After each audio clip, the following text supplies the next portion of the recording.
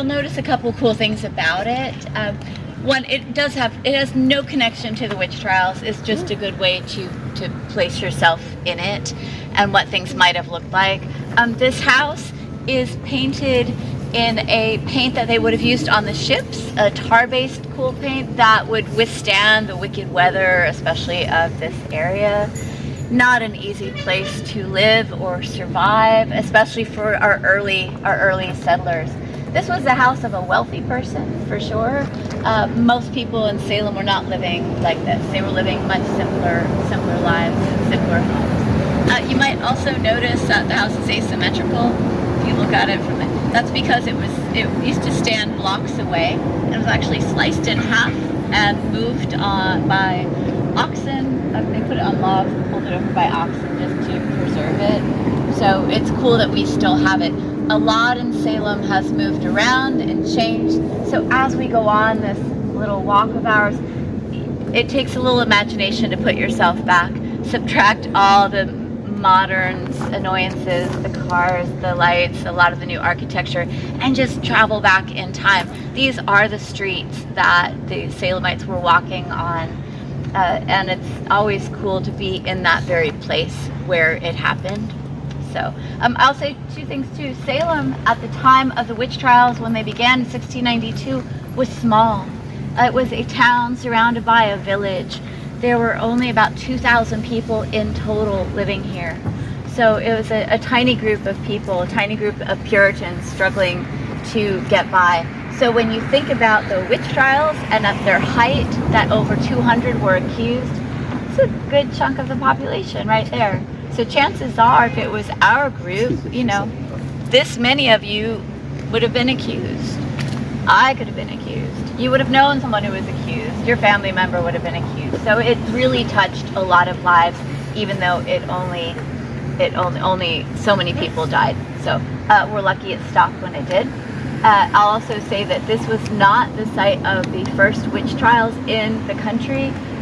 Connecticut actually had witch trials that started around 1640 and went on for 20 years, in which 16 people died over that time. But this was where it happened in a big and fast way. This is the place that kind of put the brakes on other witch trials going on, at least in this country. So it changed some minds. All right, as we walk along, this is Bridget, my associate, so I can hold her up so you can find me. Luckily it's not raining today, so I'm not just one of many with a cool umbrella, so that helps. And then we'll start our walk now. So, okay? Can you what happened? So, hello, just adjust my slide button. So there were some things going on. The Puritans had come over here looking for a place to practice their religious freedom, although they weren't that big on other people having religious freedom or people thinking outside of their Puritan box. When they got here, times were tough, but by 1690, 91, early 92, there had been a lot of things going wrong. There was a smallpox epidemic. There was a food shortage. They had a bad year for crops, so they were fearful about being able to make it through the harsh winter that would be coming. There was a war that had been going on, the Prince William's War, that had been going on for many years, and with that came a bunch of refugees, also a lot of people suffering some serious PTSD. And then there were tensions with the Native American tribes and even some local villages. The Salemites had settled on the Nomkeg land, the native tribes' land, when they were away doing their hunting. So they came home, and here's Salem here, and then there was always a little bit of tension between these groups, and this was what was happening then. And the Puritans, this was a tough religion. I don't think any one of us would sign up to be a Puritan today. Very rigid, very black and white. They worked 6 days a week.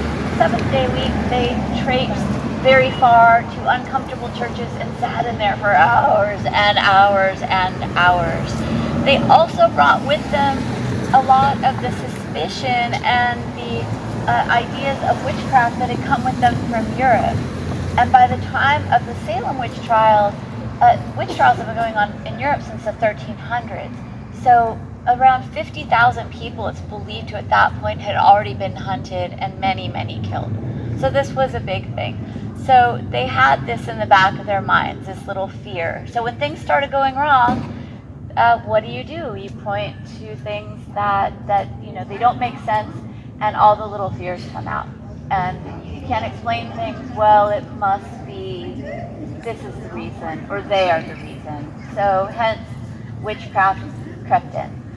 So it began, does anyone know who it began with? I'm sure probably some of you do, with Reverend Paris. He was the main reverend in Salem, and it began with his young daughter, Elizabeth, who was only 9, and her cousin Abigail, who was 11. They began acting in bizarro ways, contorting, screaming, running their heads into walls, things that good Puritan children were not doing.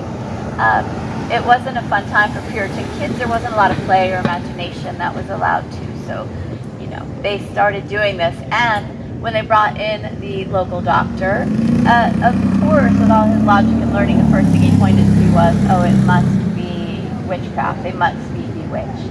And thus it began. These young girls, they were asked to bewitch them. And right away they said Tituba. Tituba, if anyone doesn't know the story, Tituba was the enslaved servant in the Paris household. She herself had been kidnapped from her tribe in Venezuela, it's believed, brought and sold into slavery in Barbados, and then ended up here with the Paris family. So she already had a nightmare existence and a lot of hardships when she came here. But she did come here, lived in their house, had lots of cool stories, kind of voodoo-y stories from her religion, her tribe, that she undoubtedly shared with the kids.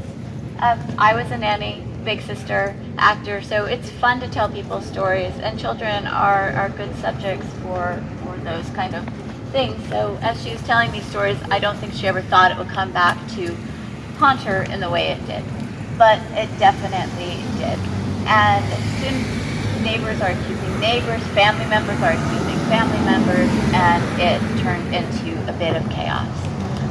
Now, why are we sitting here in this lovely churchyard? That is because one thing that happened was the Puritan church was pretty smart, and they were pretty good at looking at this as an opportunity to gain some land. At the time, Salem was torn between the merchants, the successful sailor people, and the people who were eking out a living with farms. So this land, at the witch trial time, was owned by Philip English and his wife. Philip owned 21 ships and 14 stores, so he was doing quite well.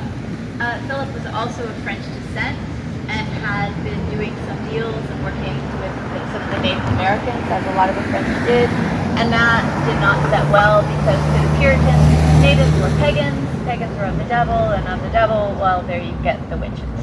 So he had suspicion cast on him. So they came pretty quickly and pointed their fingers at Philip and his wife.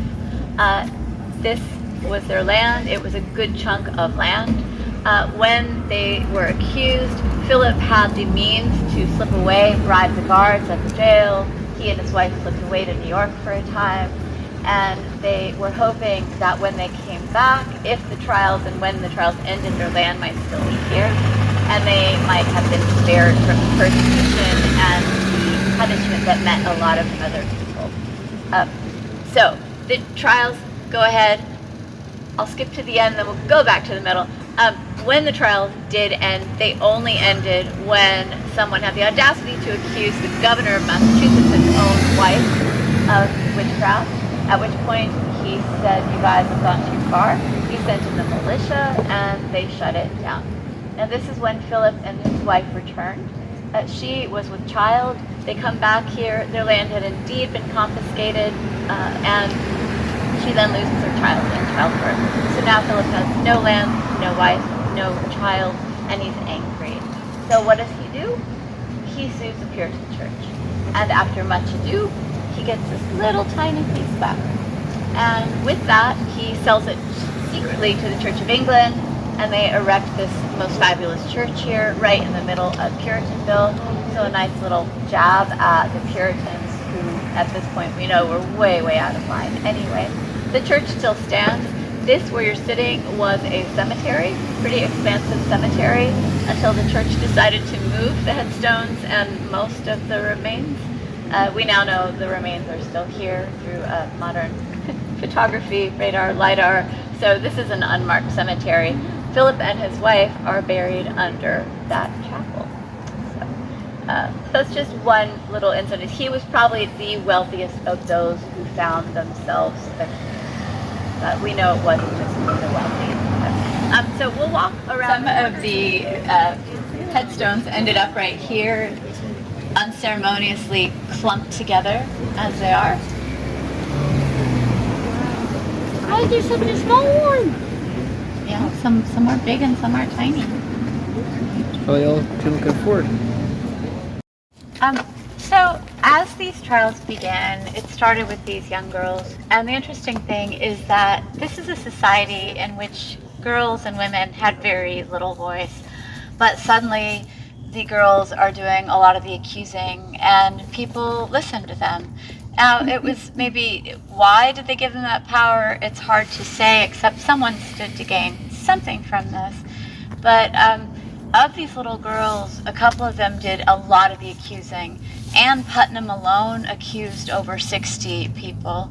Abigail Paris, a cousin of Betty Paris, the Reverend's daughter, accused some 57. So people listened, this is going on. Lots of people found themselves accused. It was over 200. So it wasn't just one type of person. You had the old, the young. You had a reverend who found himself accused, Reverend George Burroughs. You had an old woman who was known around town to be very pious and wonderful, and she found herself accused. This is Rebecca Nurse. Now, some of the accused cut more eccentric figures, and that is why we're in this spot right here. This currently behind us is the Howard Street Cemetery. This was set out in 1801. The first person who was laid out here was a sailor crushed by the mast of a ship.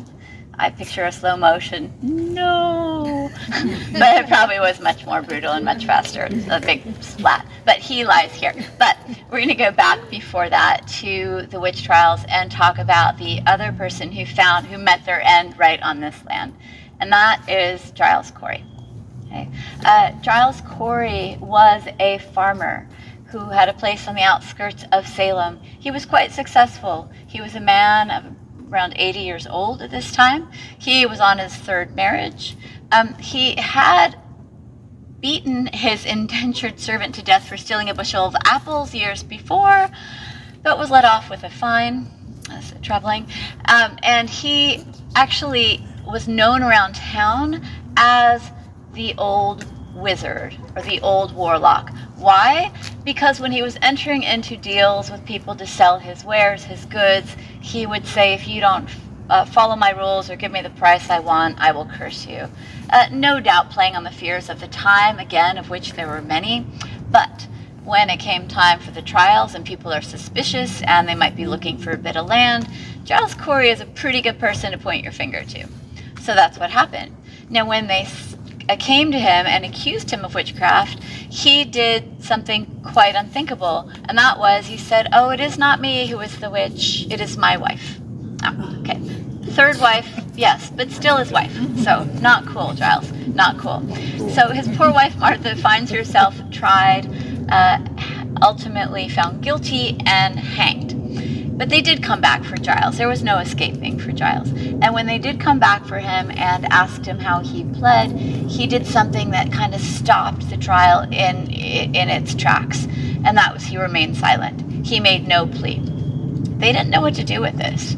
So they brought in a sadistic 26-year-old sheriff, Sheriff Corwin, who had his own nickname, the Strangler, in part because he liked to, when he was interrogating people, looking for the witch's mark on their body.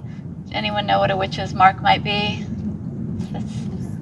Birthmark. Exactly, a birthmark, freckle, scar, mole, extra nipple, whatever they decided it was at the time.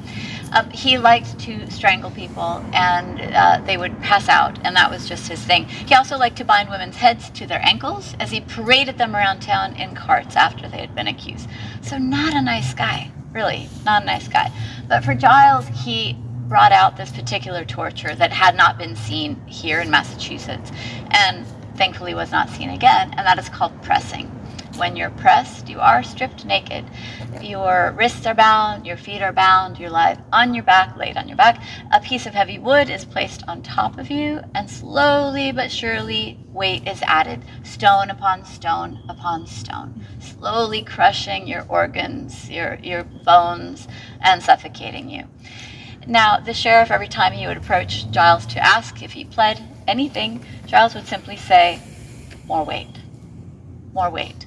3 days he languished like this, going on and on, until the third day he's near death. His tongue is hanging out of his mouth, and the sheriff walks up to him, takes his walking stick, shoves his tongue back in his mouth, and says, "Giles, how do you plead?" And this time Giles looks at him and says, "Sheriff, I curse you, and I curse this town." Very soon after he died. Now, we would not remember this curse had not Sheriff Corwin himself died very soon after of a massive coronary, again, 26 years old. And every subsequent sheriff of Salem, until they abolished the office and moved it out of town in the 1980s, died either early of a major health thing in office or had to retire early for the same. So Giles, whatever he did, he seemed to be pretty effective.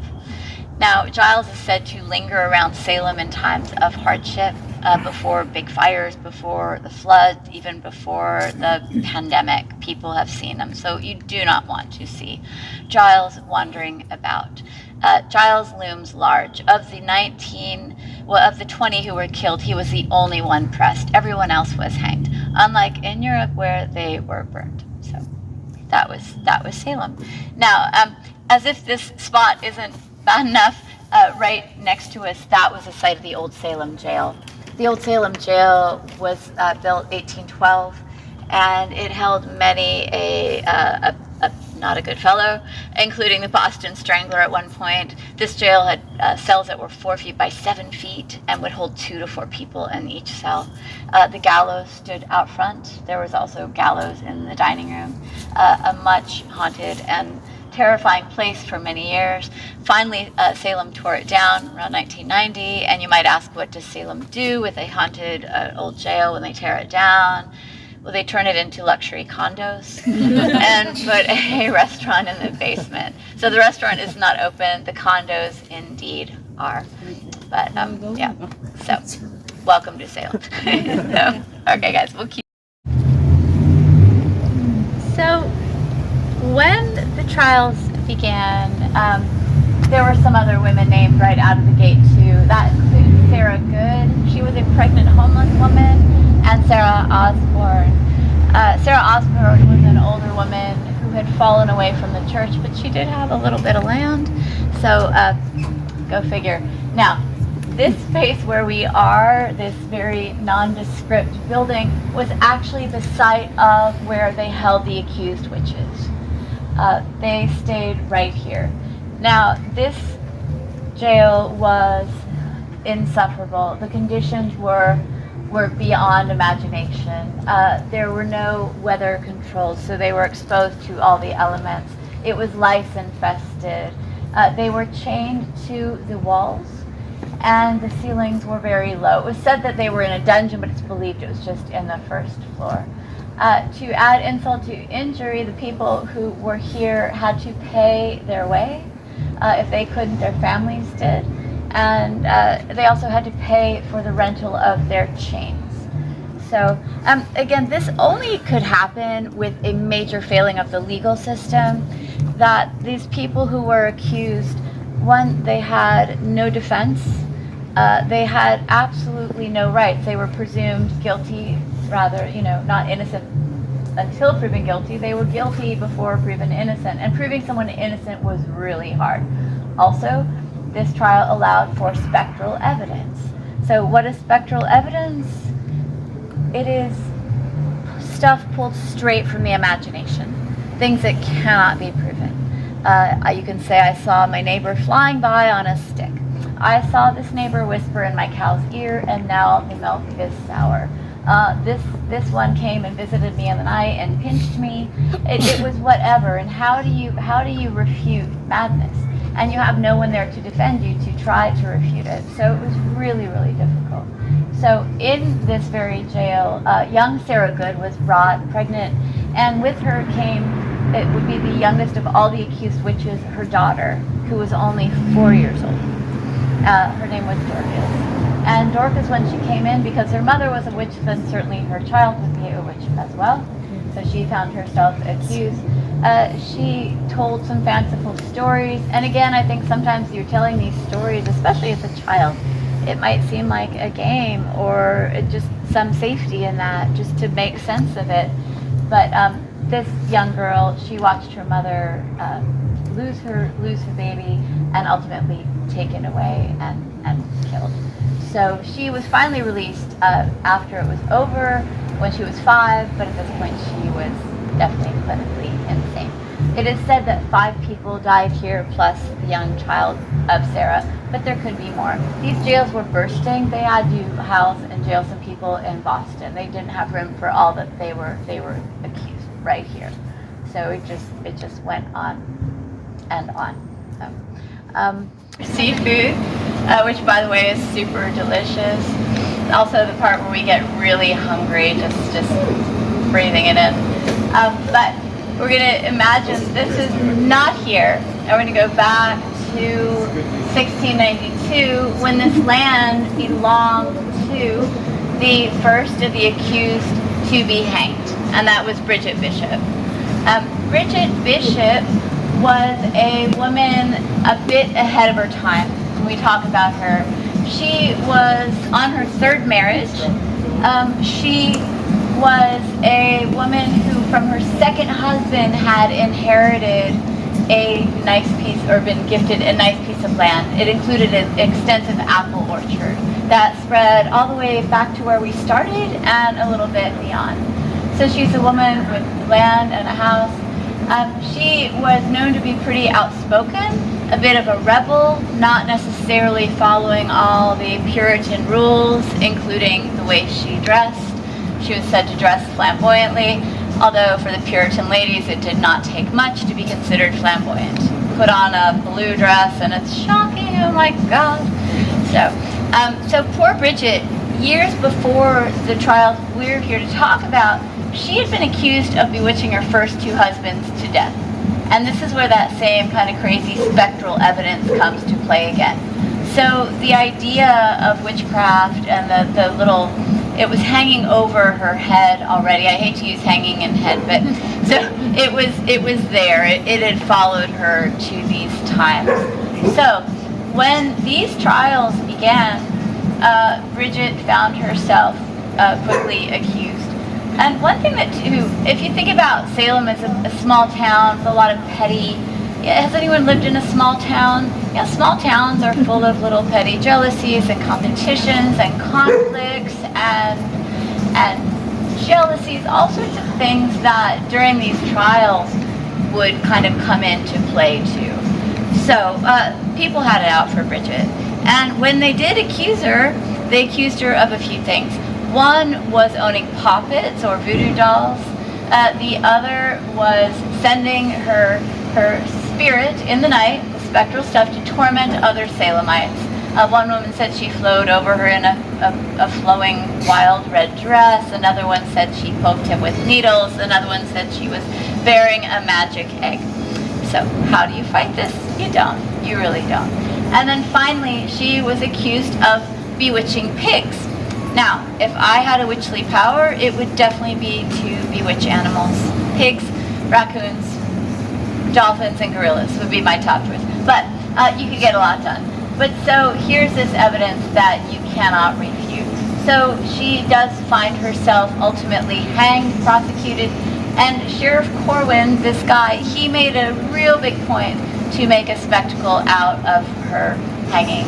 He did. He bound her in the shackles, dragged her down the street, if you watch Game of Thrones, I picture shame, shame. You know, the streets are full. Also, during this time, the Puritans did not have a lot of entertainment. So these hangings, these trials, it was a lot of public spectacle, and people gathered to watch this. So I don't know that people were enjoying her suffering, but there was this communal involvement in one watching it and two silently standing by, which a lot of people did. So it is said that around June 10th, the time of execution, people smell the aroma of apples around here. You'll see apple trees spotted throughout Salem. So one child told me that when an apple falls on you or near you, it's actually Bridget throwing it at you, just saying hi. Not like, you know, and a nice hi, because we like Bridget. So years after that, this place did become the Lyceum in 1831. It was a lecture hall that held all sorts of cool people. Thoreau, Emerson, Frederick Douglass spoke here after Lincoln's assassination, John Quincy Adams. The suffragettes used to meet here. Clara Barton spoke here. The Female Anti-Slavery Society met here. And Alexander Graham Bell demonstrated the telephone for the very first time right up here. He made a call to Boston.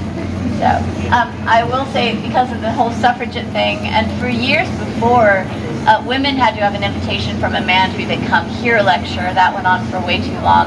Finally, women are able to come and gather here and meet here. But sure enough, in the early 1900s, the Boys Club of Salem burnt the place down. Because even though we're hundreds of years after the witch trials and Bridget, women still should not have a voice or a vote. So, yeah. Now, of course, that's Turner's secret. All right, guys. We are going to sat over them. And most of these judges had no problem with what was going on.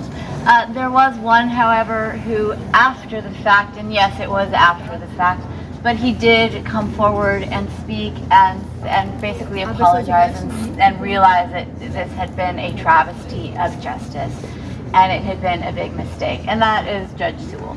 So he gets his own little streak here. So I think it's important, as we talk about people who carried this on and who let it go on, to remember people who at least even after the fact said something. Also after the fact, the families in 1711 were compensated. They were given some money back and some goods towards those that they had lost.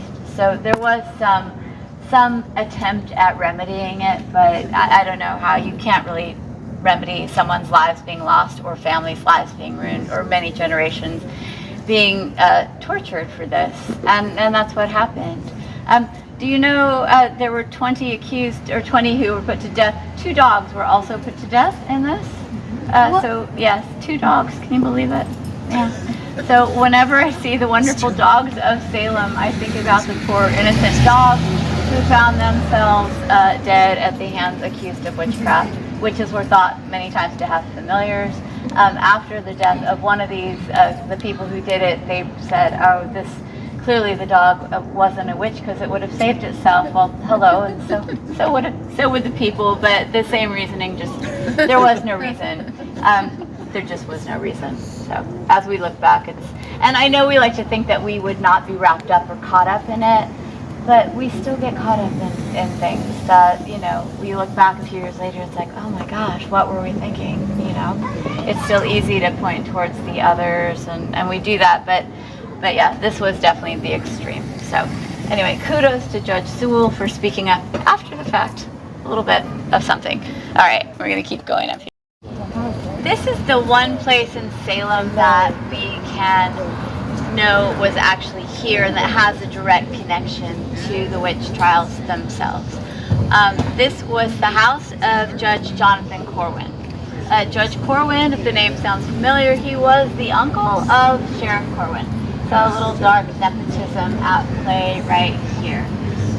This house was built around 1670, and as it looks a bit like the other house, and I'll just point to the bottom too, you'll notice the bottom is smaller and it goes out towards the top. That's because when the houses were built, they were taxed on what touched the ground. So it was a good cheat to build out a little bit, a nice way to get a little extra space without having to pay a little extra money. So in this house, this was a house of a very wealthy man. Judge Corwin was descended from nobility, and he and his father both attended Harvard University. And just to get an idea of his wealth at the time, in 1692, he owned 100 books. Now that's a time when most people, if they owned a book, it was one, and it was the Bible. So to own 100 books then would be like owning 100 cars. This guy was doing just fine. This man also had no problem with the witch trials, with his part in it. He had no remorse, no regret. It is thought, and it's been said that some of the interrogations might have happened in these rooms. Not definite proof about that, but it could very well be. The judge and his wife lived here for many years. They had about a dozen children, but 6 died in infancy or very young, thought to be the Corwin curse as a result of his involvement in these dark trials.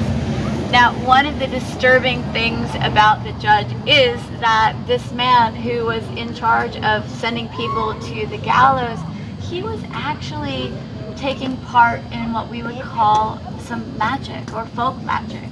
And that was because when they started doing excavations, they found a shoe in the layers of the lime at the base, which is something that people would put to ward off witches or evil. They also found poppets, or the voodoo dolls.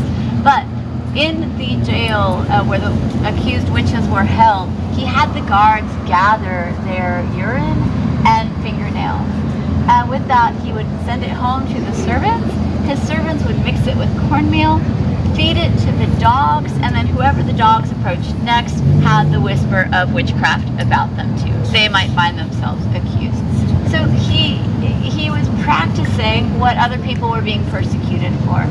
Also, his own daughter and his mother-in-law found themselves under some suspicion, but because he had the money and the means and the power, those accusations went away.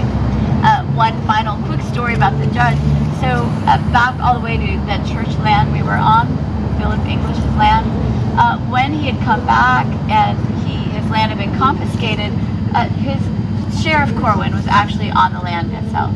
And when the sheriff died suddenly, Philip had been trying to get his land back, and out of desperation, when the sheriff died, he kidnapped the body and held it for ransom from the family. And it wasn't until he did that things suddenly moved right along, and he got his little piece of land back. The family then took the body back and kept it in their basement for a year because they were afraid to bury it anywhere else, for someone else might have the same idea. So it's gruesome, but desperate times, desperate measures for everybody. If you'd like to get a picture, this is the most iconic image of Salem that is connected to the witch trials. It is open during the day, so if you have time, definitely go inside and check it out.